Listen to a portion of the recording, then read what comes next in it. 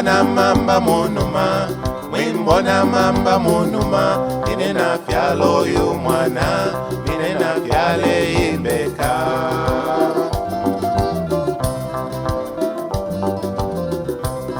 Mwimbona mamba monuma, mwimbona mamba monuma. Welcome to the Deep Dive. We're here to explore those really specific historical accounts, the personal stories, and pull out what's genuinely fascinating and, well, necessary to know. And today, we have something quite special. We're taking a journey, a deep one, back to a pivotal moment in Zambian history. Exactly.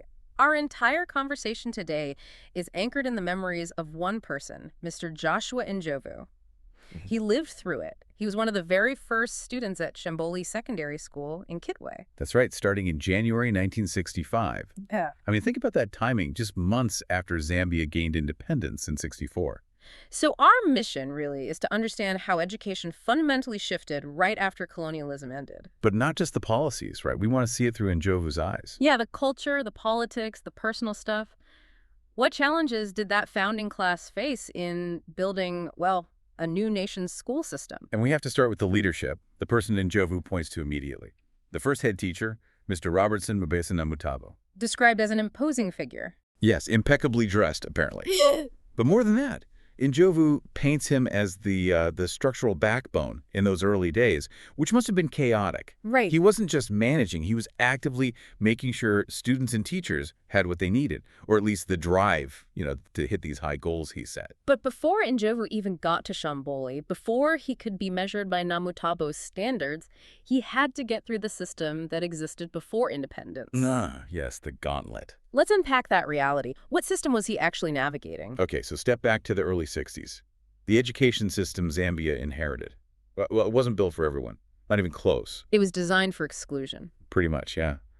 It was famously called the pyramid system of education. Pyramid? Suggesting a wide base, but narrowing really fast. Violently fast. Imagine this huge pool of kids at the bottom. But with every year, every exam, the structure just squeezed tighter and tighter. So only the absolute tip-top, the elite, actually reached Form 1 secondary school. Precisely. And for the African population, access was incredibly scarce. Shockingly so. How scarce are we talking? Well, in Kitwe, think about the areas the Chamboli and Wusakil, huge populations, right? Mm-hmm. They were served by only one lower primary school. Just one, covering sub-A to standard 2. Standard 2. That's like what, grade 4 today? So kids around 10 or 11. Roughly, yes. And secondary schools. They were rare, mostly run by the mines or Catholic missions. Think Chihuahua boys, Mukuba boys, Ibenga. So not really easily accessible public options then? Not at all. And even getting into the bottom of that pyramid, that involves something else entirely, something kind of bizarre. Because birth certificates weren't common. Exactly. So the administration needed some way to guess a child's age for school entry, usually around 6. And this led to the arm overhead test. That's the one. It sounds absurd now, but the rule was simple. Could you reach your arm over the top of your head? Okay. And touch your opposite ear? If you could manage that, you were deemed old enough for school. Wait, seriously? Your educational start depended on your arm-to-torso ratio? Basically, yes.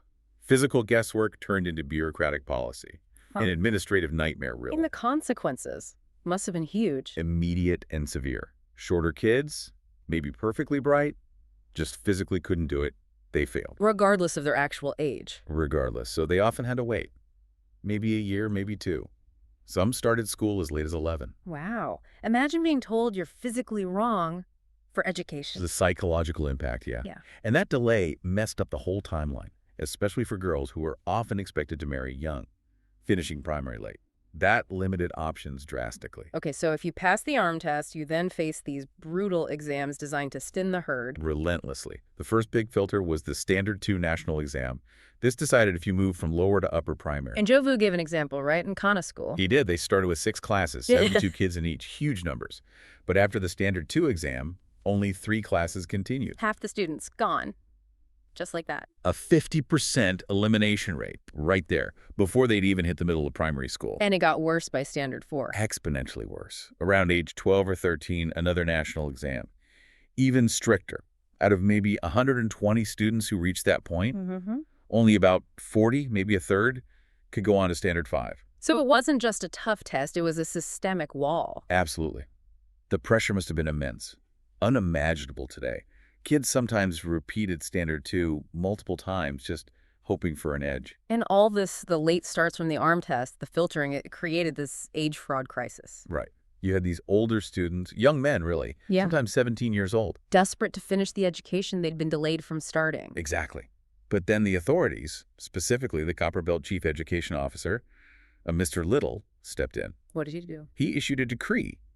Anyone over 14 years old, barred from writing the Standard 6 exam. Just cut them off after they'd potentially started late because of the system itself. It felt like a massive injustice, especially to those older boys. So the teachers, they saw that. And they did something about it. They led this quiet, you could say, administrative rebellion. Around 1960, 1961. How? They basically told the mature students, Ndhlovu mentions some were already shaving, clearly older, to lie about their age. Lie. Officially. Officially. Revise it downwards. If you were 17, suddenly you became, say, 13 or 13 and a half on paper. And that became their registered age. That new, completely made-up age went into the official school register. Think about the risk those teachers took. And the level of deception needed just to give these young Zambians a chance at education, a chance to lead the new country. It was an identity crisis just to get access. And even with a new official age, Ndhlovu's own life was incredibly unstable. His father's job. Yeah, his dad worked in central maintenance for the mines. In that economy, African crews got shifted around constantly. Wherever the work was, cable replacements, shaft repairs. Exactly. So the family moved a lot. Mandela, Wusikili, Chamboli, and Ndhlovu specifically complained about this, how it distorted his education. Always adapting. New schools, new teachers. And the sheer effort just to physically get to school sounds exhausting. What was? He describes walking from Mandela to Kitwe Main School, KMB. That's easily 5, maybe 6 kilometers each way. Every day. Past the 16-foot bridge, Wusikil Hospital. Every day. To save 10 ingui, the bus fare. 10 ingui. What did that actually mean back then? It was everything. That was his lunch money for the day. The Kwasha had 100 ingui, so it wasn't nothing. So walk or eat? That was the choice. He couldn't afford the bus and lunch. Packed lunches weren't really a thing, apparently. So he walked for an hour, maybe more each way. Just to be able to eat a meal. That decision, the daily grind, it shows you the resilience, doesn't it? The determination of that generation. Incredible. So after surviving the arm tests, the exams, the age changes, the constant moving, the long walks, Ndhlovu finally arrives. Chamboli Secondary School opens its doors. January 1965. For these boys, getting into Chamboli must have felt monumental, like landing on the moon, as you said. A totally fresh start, a symbol of the new nation's promise for education. Built by Smelga and Company. It was basic, sure, but it was theirs. And it was new. What did basic look like in practice? Well, initially, just 2 teaching blocks. An admin block, some housing for staff. That was pretty much it. Minimalist. Very. They started with just 2 classes, 35 boys in each. But the excitement, you imagine, must have been huge, even with the lack of facilities. But Headmaster Namutabo's presence seems to have filled those gaps immediately. He was the anchor, absolutely. Yeah. And Ndhlovu really stresses this. Imposing, yes, well-dressed, but deeply involved. Proactive. Not just an administrator behind a desk. No, he's a mentor, a teacher, too. He taught geography himself initially, showing he'd fill in a gap. Which was needed because staffing was an issue. Yeah, high turnover. Common in new schools, especially then. They needed stability, and Namutabo provided that presence. Who else was there in those early days? Any key staff Ndhlovu mentioned? He mentioned a few. A Mr. Snapper, a Zambian teacher handling English and history.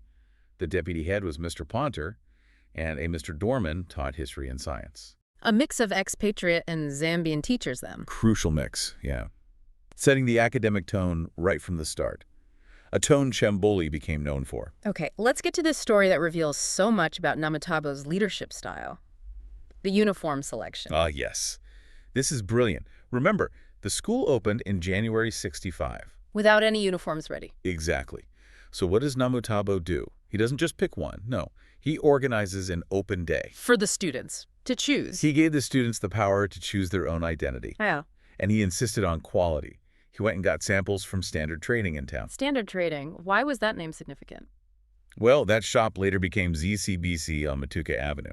But back then, it was known for supplying uniforms to the Bazungu schools. The European schools, the ones seen as having the best quality, the most privilege. Precisely. So by going there, by getting those samples, Namutabo sent a powerful message. That this new government school would offer the absolute best available, no second-class status. Rejecting that colonial idea of inferior quality for African schools.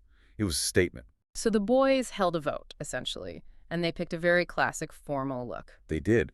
Gray trousers, white shirt, blue tie, gray socks, black shoes. Very sharp. And the act of choosing itself must have been empowering. Absolutely radical for the time, giving students that agency, defining their own look, while adopting this very formal standard. It built instant pride, instant ownership in Chamboli. Chamboli wasn't just a school, though. It was a symbol of this new nation being built. Which meant it attracted attention from the very top. Oh, yes. High-profile visitors. The official opening ceremony. Yeah. Conducted by the Minister of Education at the time, Mr. Arthur Wina. A major political figure. And later, an even bigger one visited. The Vice President himself, the late Mr. Simon Mwansa Kapwepwe. Kapwepwe, known for his strong nationalist views. Very strong.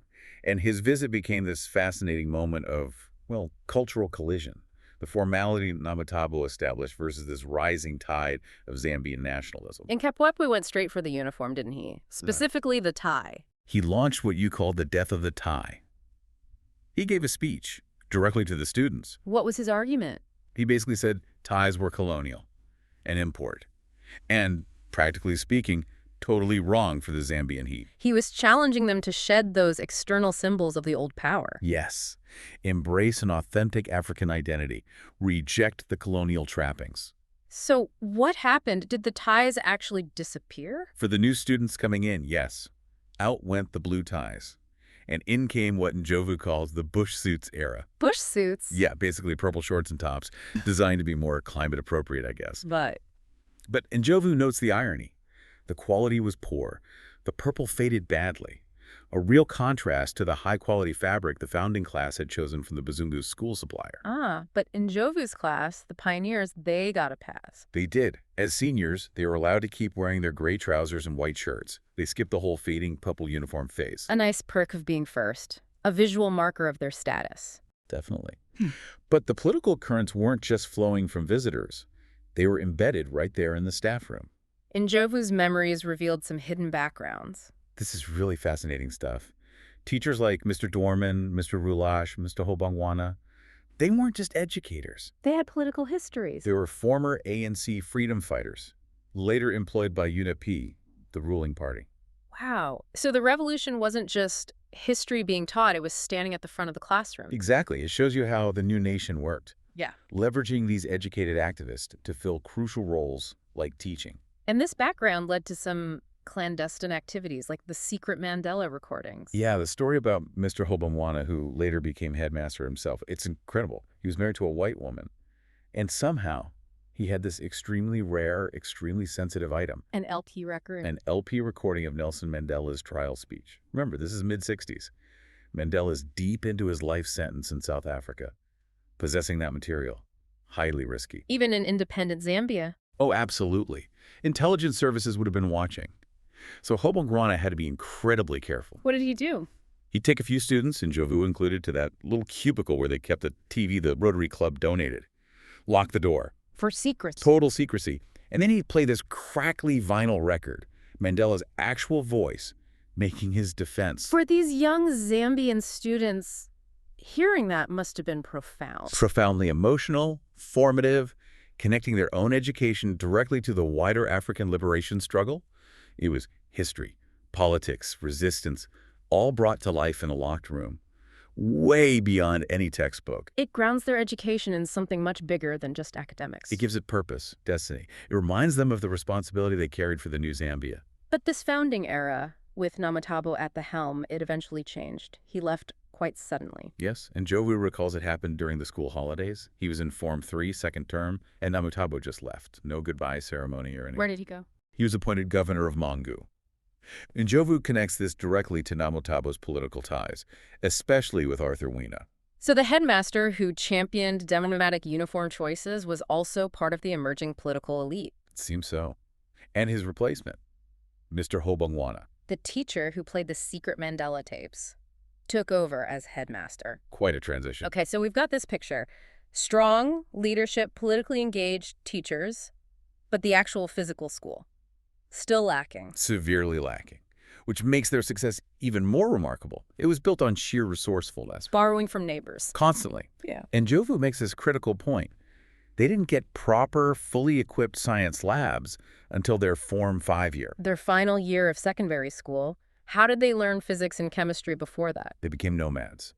But here's the kicker. Despite that huge gap, every single student in Ndhlovu's founding class passed their Form 5 exams. Every single one, without labs for 4 years. That's incredible. It really is staggering. It speaks volumes about the teaching and the students' determination. So where did they go for these lessons? They relied on borrowing. For sports, they used Budatello Primary's football pitch, Frederick Knapp School's swimming pool. And for science? They'd trek over to Mubesa Secondary School to use their labs. For tennis, Lonshimba's courts. The logistics must have been a nightmare for the teachers. Imagine coordinating all that travel just for basic lessons. And simple things, like a school hall for assemblies. They didn't have one. Nope. Ndhlovu remembers classes, meetings, big gatherings, often just held outside, chairs set up in the open air. That contrasts high academic standards, but such basic conditions. It really defines early Zambian education, doesn't it? High expectations met with ingenuity. And this resourcefulness extended to keeping students informed too, linking back to Namutabo's vision. Right. The Rotary Club donated a television. A huge deal in 1965. A window on the world. And Namutabo didn't just lock it away. No, he encouraged students, Ndhlovu included, to watch the news, stay engaged with current affairs. He even gave them keys. He did. Trusted them with the keys to the cubicle where the TV was kept. Fostering responsibility, not just passive consumption. Okay, moving from news broadcasts to the stage lights. Ndhlovu got deeply involved in theater, Kitwe Little Theater. Yes, for a very long time. His way in was through a teacher, Mr. Jin Thomas. The one who started the debating society. That's him. Now, Namutabo strongly backed the debating society, and Ndhlovu found that debating, analyzing issues from all sides was great preparation for theater. But getting into the theater group wasn't just about showing up to auditions. No, it was structured, almost like an apprenticeship. There was a mandatory 3-month probation. Doing what? You started with front house tasks, ushering, parking cars, safety checks, even working the bar during intervals. So you had to learn the whole operation, not just the acting part. Exactly. Understand the entire ecosystem. Ndhlovu eventually gravitated towards the technical side, staging. Building sets, coordinating changes. Right. Working with the crew, the prompters, the lighting guys, the backbone of the show. Which put him in the right place, or maybe the wrong place, during that Jesus Christ superstar emergency. Depends how you look at it. It's a great story. During a performance, 2 main actors suddenly got sick. Couldn't go on. Right before their scene? Pretty much. Yeah. But because Ndhlovu was on the staging crew, he knew the blocking, he knew the flow. So he had to step in. He and another student, Peter Chanda, were thrust into the roles. They played the Roman soldiers who whipped Jesus and lead him off. Wow. Relying completely on the prompter. Totally. Ndhlovu said that the prompter had to be absolutely on the ball for them to pull it off. Talk about pressure and adaptability. And because he stayed involved for so long, Ndhlovu saw the whole arc of community arts there, the rise and the fall. Yeah, he gained this unique perspective. He saw early Zambian plays struggle initially for European support, but then gain popularity. That was the positive part. But then things changed. A fundamental shift happened. The sense of community spirit started to erode. African members began demanding payment. They stopped seeing it as a volunteer community effort, the very ethos that arguably built institutions like Chamboli. So it became transactional. Exactly. And that shift, combined with other issues, started to poison the well. Like funding problems. Funding dried up.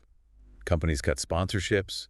He mentioned managers misusing complimentary tickets for relatives, hitting the cash flow hard. Which affects quality? Quality dropped. Yeah. Programs got worse. And even basic stuff started vanishing. Props, tools for staging ladders, spanners. Ndhlovu even recalled someone borrowing tools for a job years ago and just never returning them. That sense of shared ownership, of contributing to something collective, it just faded. It withered away under economic pressure and maybe a changing mindset, a real loss. So reflecting on this whole journey surviving the pyramid, the resourcefulness at Chamboli, the incredible education they clearly received, Ndhlovu has a pretty sharp critique of what happened after graduation. He does. He talks about feeling a sense of post-graduation abandonment. A structural failure, he calls it. What was the failure? The timing of career advice. Career advisors only showed up in Form 5, their final year. Which was just too late. Way too late, according to Ndhlovu. These students had navigated so much, but they lacked guidance earlier on. From Form 1, say, they didn't have a long-term vision. So when graduation came... Many just jumped at the first job offered. Whether it suited them or not, there was no real plan. And those job offers were incredibly tempting, weren't they? This was peak Africanization time. Oh, the competition for these graduates was fierce. Zambia needed educated professionals fast. The mines were major recruiters. Huge. Recruiting for management, accounting roles, and the packages they offered. Almost unbelievable. High salaries, housing. Fully provided housing. Ndhlovu quotes them saying, "Come without your blankets and pillows." The mine supplied everything: bed, wardrobe, even cleaners and laundry services. Wow, that's an incentive designed to be irresistible. A sign of how valued that Form 5 qualification was. Absolutely. It was about rapidly replacing the colonial workforce. Zambia Railways was also in the mix. Offering what? Attractive jobs, too. Firemen, who could become well-paid locomotive drivers. Salaries were mentioned like £120 to £200 a month, a fortune then. Plus, good flats for single, high-ranking Zambians. The army was recruiting too. Yes. So you had the mines, the railways, the army, all making these incredibly strong immediate offers. Long-term career planning often went out the window. But despite that initial scramble, that lack of guidance, the founding class of Chamboli ultimately became a success story. Oh, absolutely. They cemented the school's reputation. Chamboli quickly became known as one of the best schools in Zambia. High pass rates year after year. Consistently high, proving that determination, leadership, and resourcefulness could overcome those initial infrastructure challenges. And Ndhlovu proudly points out that 2 professors came from his original class. That really validates the whole effort, the sacrifice. It does. The legacy is undeniable. So if you boil down everything Mr. Ndhlovu shared, the tough entry, Namutabo's vision, the politics, the need for community, the career confusion, what's his main advice? His core message for someone listening today? It's really twofold, I think. Structural and personal. Structurally. He's adamant. Career guidance needs to start early. Way early. Form 1. Students need time, years, to develop a vision, not just react to recruiters in Form 5. Makes sense. And personally? He comes back to that community spirit he saw vanish in the theater, the importance of involvement, of contribution. Valuing knowledge and participation for their own sake, not just as a transaction. Exactly. He saw how demanding payment killed the volunteer ethos. He argues for fostering that intrinsic value, that resilience, which is actually what built Chamboli in the first place. What a story. This deep dive into Joshua Ndhlovu's memories, it gives us such a granular picture of Zambia's educational beginnings. It really does. A story of struggle, yes, but also immense resilience, political awakening, and that crucial leadership from figures like Namutabo. It reminds us that for Ndhlovu's generation, success wasn't about having everything. It was forged despite constraints. No labs, long walks, secret lessons. They had to be laser-focused. They had to make the most of every single resource, whether it was a key to a TV room or borrowing lab space. Which brings us to a final thought, something for you, the listener, to chew on. Okay. Given the intense focus and resourcefulness demanded of that first generation at Chamboli, students who achieved so much amidst real scarcity, does today's world, with its, information overload, endless resources, does that create a different kind of challenge? A more subtle challenge, perhaps, to finding that same deep focus, that true knowledge, that drive that built Chamboli. Something to consider. Indeed. Well, thank you for joining us for this deep dive. We'll see you next time.